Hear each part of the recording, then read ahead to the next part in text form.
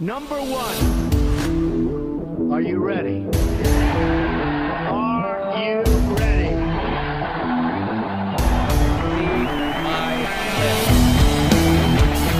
Tremendous show, tremendous success. Mark the Statman Skevich. Trip Young had a great interview with him. It's going to be a tough act to follow. I'm here with the world heavyweight champion of the world, Deontay Wilder. Thanks for coming on the program. Thank you, man. Thank you for coming down. All right, and like I said, tough act to follow. Trip Young covered a lot of your career. You're following Shannon Briggs who was the last to hold a heavyweight championship in America. How does it feel as far as on a Patriot level, representing America in the Olympics, being the first heavyweight champion since 2007? How does that make you feel? I feel great for, it's an awesome feeling. Due to the fact that I got the WBC belt. Shannon never had the WBC belt. He wished he had it, but he don't. Sorry. He's on the side. I'm not falling behind. He's on the side, and I just passed him with the WBC belt, baby. But,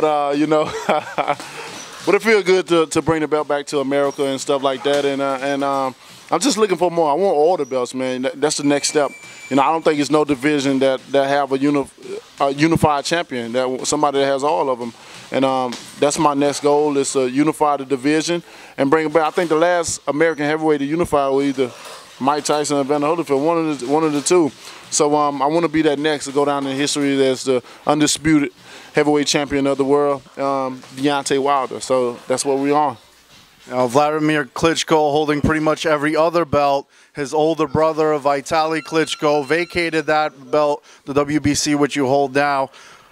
The brothers never wanted to fight each other. Do you think that the fact that Klitschko wants to be unified as well, do you think that will increase the chances of the fight happening? Oh, definitely, definitely. Everybody wants a piece of the WBC. Everybody wants that name, a claim to fame to that belt, because before it was all these other belts, it was only one belt. It was the WBC. That's why it's the most prestigious, most well-known belt of all of boxing. Everybody want to be a part of it and say, I had the WBC belt. The late great champions, Muhammad Ali, Joe Louis, all those guys had this belt, and everybody wants this belt. So by that being said, as far as ending his legacy, I'm sure he's gonna want to say that I had that belt as well too, just like my brother. So by that being said, I think this fight is definitely gonna happen. This is a fight that we label as when it's gonna happen and not if it's gonna happen. So I'm looking forward to it. All right, and you also said you're not gonna be like a Floyd Mayweather who fights only twice a year. You're looking to fight 3 or 4 times a year. What does that mean for your training? As far as, does that mean that you're going to be training all year long, or what does that mean as far as training? I train year round anyways. This is what I do. I just been doing a lot of traveling due to the fact that I won the title and stuff like. I've been highly demanded a lot of places and stuff like that, which is cool. But I'm a gym rat. I love the gym.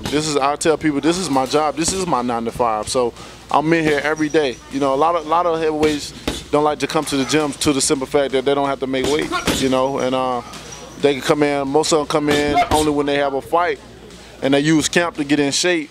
But me, I like to already be in shape when camp starts, so that way we can start day one for the game plan and stuff like that. And I love being around the kids, I love being around the atmosphere, the energy up in the gym, so that's why I'm here. So, so even keeping that pace of having fights so often, that's been part of my career, the remainder of my career. I'm used to fighting 5 and 6 times. At one point in time, I was recognized as the busiest heavyweight, to fight, and I like to keep that. I like to keep that going. I don't like to stay out too long. I love to do what I do. God have blessed me to be able to fight, and I want to show the world, display my talent among the millions of people in the world, so. Got to have a great work ethic when you want to be the greatest of all time, no question about that. Now, when you're training, do you listen to music, or is there a specific type of artist or genre that gets you hyped when you're training? Well, up in here, we listen to a lot of old school funk and stuff like that. I bring my radio and I bring my iPod, and we got an old school funk up in here, and we all get in the groove of of a lot of artists and music and stuff like that. It just bring a different atmosphere, a different energy to the gym. Even the younger people that don't understand who the artist is, but the music just get them that vibe, and start to go, and that's what we most of the time I'm in the gym. That's what I'm listening to. So be prepared to come to not really a gym, but a club, because we party up in here, old school funk, baby, all the way. All right, back in high school when I was on the football team, I used to listen to DMX to get me hyped up. And word around the campfire is you do a pretty good DMX impression. You feel like doing that for us here on Real Fans Real Talk? DMX was one of my favorite fighters, man. I still love DMX and stuff like that. But y'all put me on the spot now. I can't, dog. See, I can't even do it. You know what I mean? We'll get you time to prep up a little bit towards the end. Compose yourself. I know you weren't expecting it. At the end of the interview, just trying to come out. Yeah, All right. Well, I also listened to Jay-Z to get me hyped back then. You had an opportunity to sign with Jay-Z and Rock Nation. You decided not to and staying loyal to Al Haymon. Could you tell us about that? Yeah, definitely. I'm loyal to my team. I feel like even though they offered what they said that they offered and stuff like that, but they really wasn't in a position yet, because the fight didn't go to a purse. It didn't go to a purse bid for nobody. It was still negotiating among Golden Boy and Don King Promotion. So nobody was on the table, was in a position to offer nothing yet. So by that being said, that was already ruled out. And another thing, I still I'm loyal to my people. That just, if you don't have loyalty, sometimes you just don't have nothing when you with a family. You just got to stay by your roots. And if I went with the first thing I heard, or what it deal with money or any other thing, then I would have been like some of these other knuckleheads out here that lost and getting into lawsuits and being on the shelf and stuff like that. It takes more than just money to just really to get to me and stuff like that. I got to have a plan. I got to see what's your long-term goal with me, not just no short-term. You can't just come to me a certain type of money and okay, this and this. And if you look at it, they was talking about certain amount of money 5 years. So, really, it would have been, for me, it would have been kind of crazy that if I would have signed for $2 million for 5 years, which each fight is supposed to go up, not stay the same or go down. So if I sign my name on the dotted line to get, no matter how big the fight is, small or big, I'm still getting a minimum of what I signed for.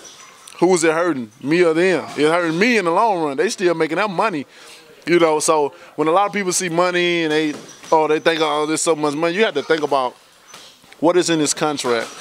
What is it gonna benefit me? What is gonna benefit my kids? And people they all of a sudden go to assumption.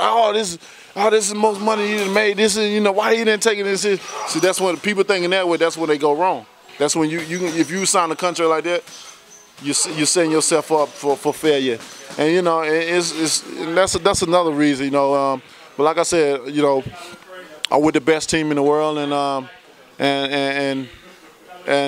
I'm happy to be who I'm with. And at the end of the day, it's all about being happy. And not about who this person is or what they offering. It's all about being comfortable with the people you're working with, having a family-oriented environment, and just being happy, man. And I'm happy with who I'm with. So, no. Yeah, loyalty is definitely an important thing, definitely a good thing, definitely a rare thing out there as well. Most people are loyal to money, not, their family, as you call it, that you have going on here. Do you think that Al Haymon, there'll be any issue with the Klitschko fight, since Klitschko is HBO, and there's some issues with Haymon getting Mayweather exclusive to Showtime? Some people feel that might be an issue. Do you think that's going to be a problem? I don't know. It's too hard to tell right now. It's very hard to tell right now. Hopefully, by that time, it don't be no issues. I want it to be a smooth ride, and I want this fight to happen. I want to give the people what they want, the fans and stuff what they want. So we'll see. We'll see when the times get there. But I don't feel it would be an issue though. But we'll see when it comes. Well, we see Mayweather-Pacquiao. We thought that was never going to happen. It's about to happen. You made your pick already with Tripp Young, so most likely, if the money's there, I mean, that's a big heavyweight fight, so chances are that'll happen. Mayweather going for Marciano's undefeated record, but the thing is, that was a heavyweight record. So even if Mayweather beats it, the real record is heavyweight. So do you feel that you're going to get that record? Well, you know, I haven't set goal for Marciano. I haven't set goal for nobody record. So if it happens, it happens. So, you know, I just never, it wasn't never that serious to me. You know, my goal was to be heavyweight champion of the world. I became that. My next goal is to be the undisputed heavyweight champion of the world. That's what I'm seeking for, and to be the best heavyweight champion of the world, period, you know, that ever have came. That is my goal. I don't care about what somebody else have done, their record and stuff like that. If I pass it, I pass it. If I knock more guys out than the next person did, then that's all good and dandy as well too. But them are my goals. Everybody should set a goal for themselves. That's Floyd's goal. So hopefully he exceed and pass it. Whether, you know, he definitely I don't think he's gonna get a credit for it, because that was a heavyweight, as you described. It definitely was a heavyweight. That set that record, and I don't think he's gonna get no credit for people. You know, if he do beat it, he's just gonna set his own. He said he's gonna set his own record. You know, and maybe somebody after he goes, somebody can come along and say, I want to be Floyd Mayweather. You know, record and stuff like that. So, but we'll see how it goes. Well, I definitely think Mayweather is one of the better pound-for-pound fighters out there regardless. Well, I'm rooting for you to break the real record with Rocky Marciano. I'm rooting for you to be the undisputed heavyweight champion and beat Klitschko. So on Real Fans Real Talk, you're a member of the Real Fans Real Talk family, and we appreciate you doing this interview, and best of luck on reaching the rest of your goals. Thank you, brother, and I appreciate you guys coming all the way to Tuscaloosa, Alabama, baby, to see the champ. I hope y'all guys have a safe travel, as y'all had a safe travel coming. And may God bless you guys. Thanks a lot, Deontay. Tremendous show, tremendous success.